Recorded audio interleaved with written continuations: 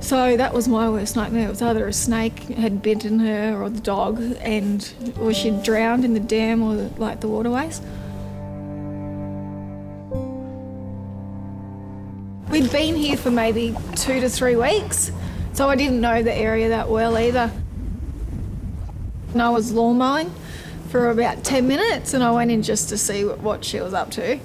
She wasn't in the house at all, so I looked in the horse paddock and I looked in the shearing shed paddock where we are now and where the dam is, so I checked all the waterways that I knew of and I couldn't find her in either place. And she wasn't anywhere to be seen, so I'd about 40 minutes and I had to ring the police because it was getting a bit worrying. We only had a few hours of daylight left. We probably were down to the last hour and they had to spot a plane looking for her.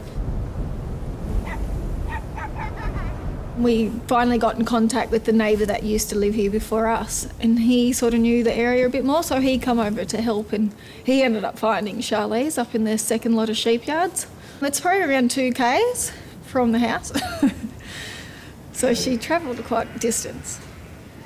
She'd let the dogs off with their chains and she was just following them around, so I don't know if she led the dogs astray or the dogs led her astray. So it's a bit of a guessing competition, but the other 2 come back. It was just her and the pup that didn't because the pup's head was stuck in the sheep yard, so she was just sitting up there waiting for the dog's head to get out so she could come home. And being in such a big area, you don't know what place to look for first. So from being inside to taking off, you could be looking in the wrong spot, so then that gives them more distance to get away. And that's, in my case, that's what had happened. I was looking in the wrong spot and she'd gone in the opposite direction.